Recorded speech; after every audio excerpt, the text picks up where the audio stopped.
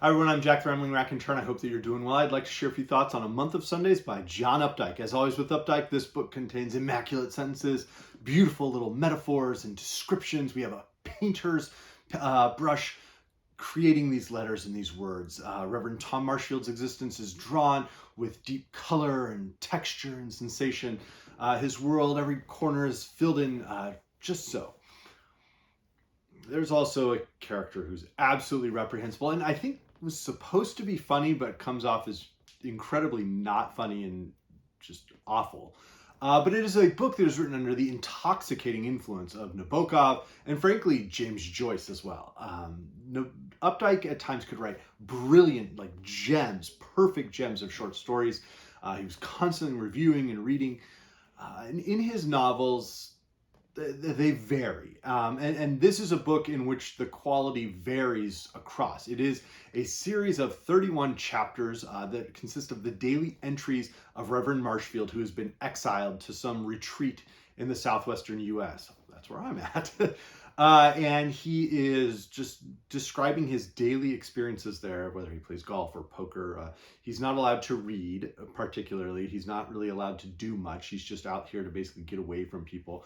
And he shares that there are a few others with him. We don't really learn much from them. But much of his entries consist of him describing in detail the crisis, the peccadillos, the outright like horrifying behavior that led to him being given a month-long sabbatical from his church and sent to this retreat.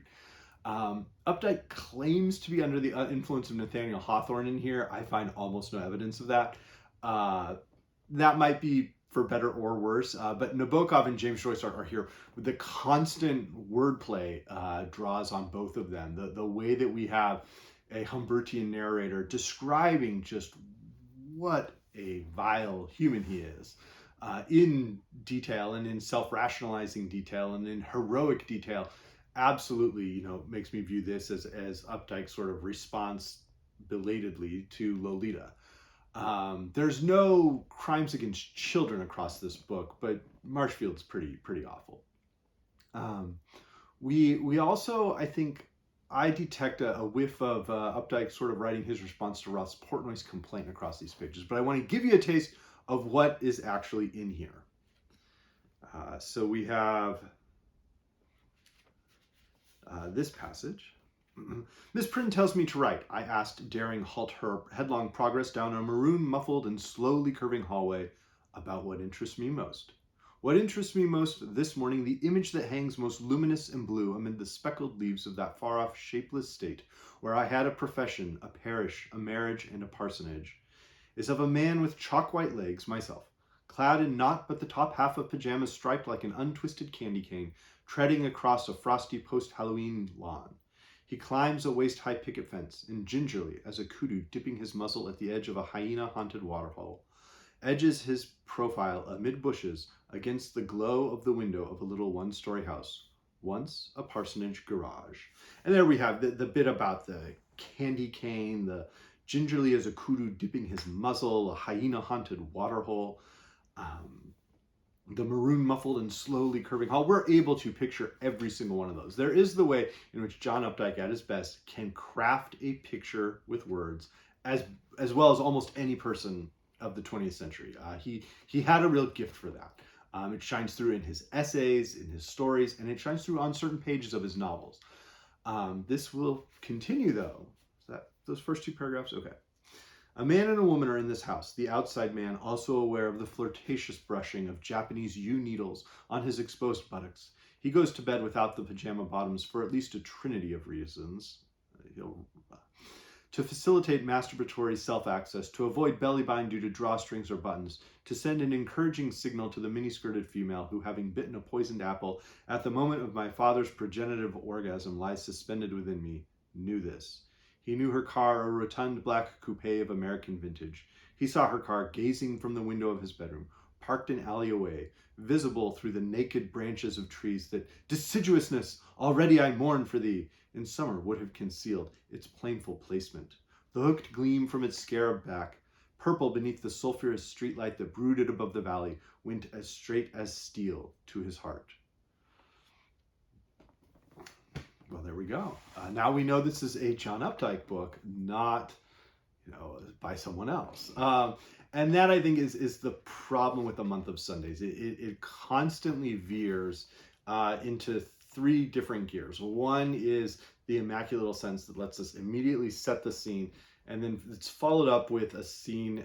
The scene has been set, and we realize it is inhabited by a monster who is just absolutely vile and is going to smirk his way while also trying to sleep his way through his own narrative. The fact that he's named Reverend Tom Marshfield, and that we have this, Miss Prynne is the person sort of overseeing this, recalls, of course, Hawthorne's Scarlet Letter with Hester Prynne and Reverend Dimmesdale, who, is constantly haunted by his involvement in adultery. Spoiler warning. But that's about all that links this to Hawthorne.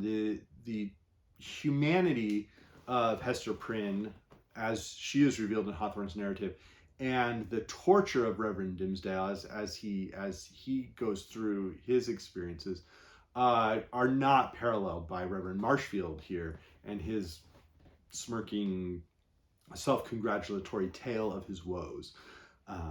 There are moments that are actually funny, where we see this character who's pretty awful, as I said, confronted with evidence of just how unhappy he is in his awfulness.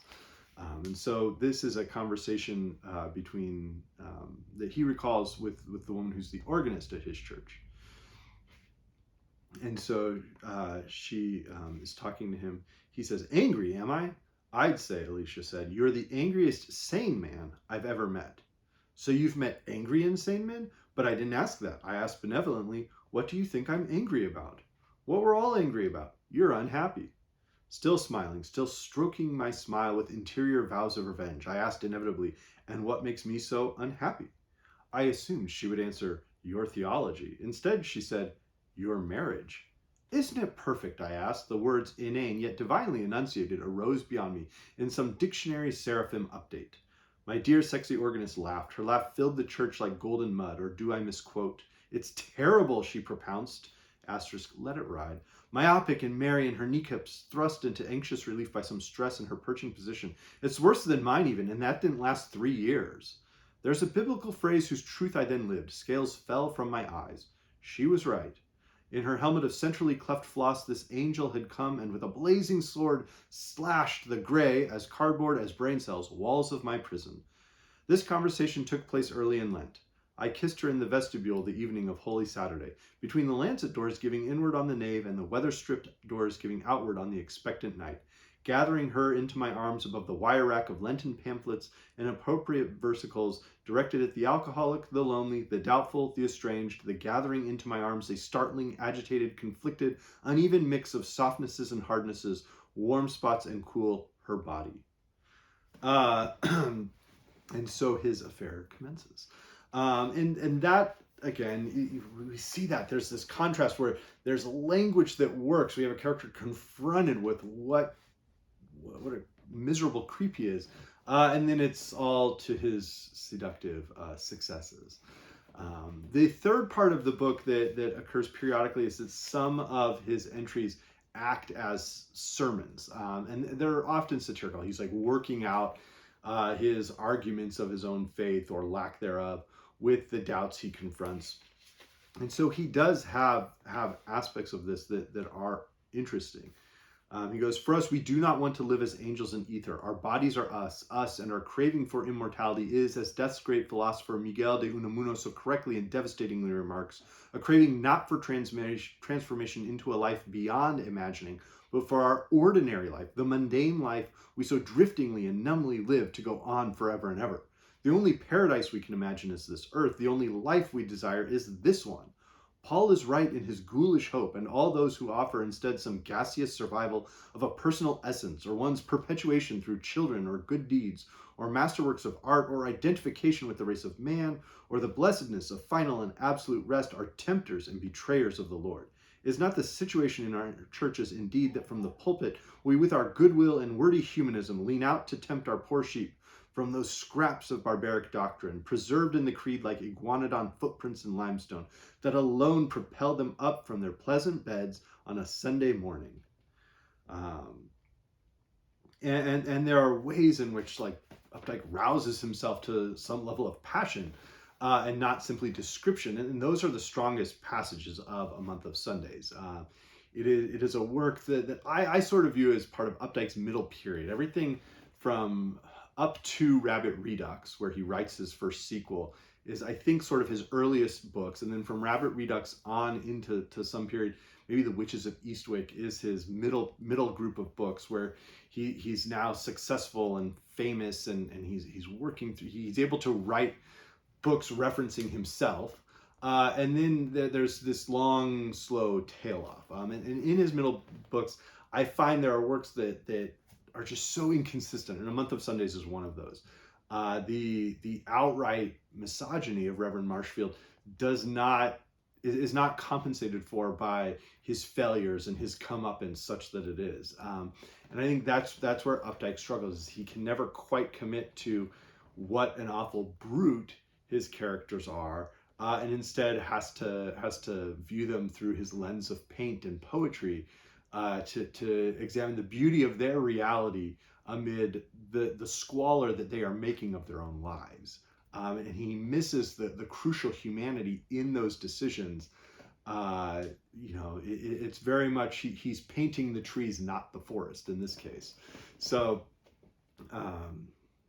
if you're a huge Updike fan, dig into this one. If not, maybe steer clear. Definitely don't make it your first Updike. As I mentioned, the references to the Scarlet Letter are abundant, but never developed in an interesting way. The graphic sexual entries, which I didn't bother to read, I think firmly recall Portnoy's Complaint by Philip Roth. I think this is written about 5 years after Portnoy's Complaint, and there's no question in my mind that Updike is drawing on that outrageous narrative. The other deep similarity between Portnoy's Complaint and A Month of Sundays is that each is sort of written as a confession to some other character. In A Month of Sundays, it's to Miss Prynne, the person who's running this establishment, and who is apparently reading Marshfield's entries as the month progresses. In Roth's book, we find out at the very end that it's what the long confession is to. And as I mentioned as well, Lolita, I think, comes in very firmly as a deep influence. And I think Nabokov was an enormous influence on Updike himself. This one is a little different because this is part of the period where Updike is sort of trying different modes on, and this is one of his more, I think, experimental books, where he has the narrative as sort of these diary entries. He has the narrator self-asterisking and like footnoting himself, and he leaves in the different misspellings he makes and describes why the Freudian slip would occur.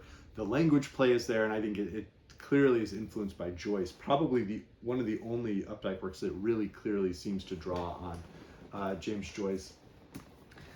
There's not a lot of the Rabbit books in here, and that might be a good thing. It might also be a bad thing if you're a huge fan of those. So, and then two other people I think were influenced by Updike. I think the one that we know for a fact is David Foster Wallace, despite his massive takedown of Updike and the end of something, and his essay in which he describes like Updike's failings as a writer in his final decade. There's no question that Wallace was a very close reader of just about everything John Updike wrote, that he was constantly looking at the way that Updike would have these lists, the way that he would try and describe nature in great detail, the exhaustive detail that I think is maddening for some readers of Updike, particularly in his novels, was something that Wallace was constantly embracing and just trying to take to an exponential degree. So if you like that, dig in. If you're a big reader of David Foster Wallace, maybe give this a try. The other aspect is this is the one book where Updike is self-referential, where he has that sort of footnote style where he's annotating his own, the characters annotating his own writings. That's something that Wallace would fully embrace with works like Infinite Jest or the footnotes in The Pale King, in the one section of The Pale King that was really highly polished, or across his essays. The other one that I'm curious to see is if Jonathan Franzen's Crossroads and sort of the minister in crisis at the center of Crossroads is influenced at all by a month of Sundays. I'm curious to see that. So perhaps that will be an update in the future. But again, I hope everyone's doing well. Thank you.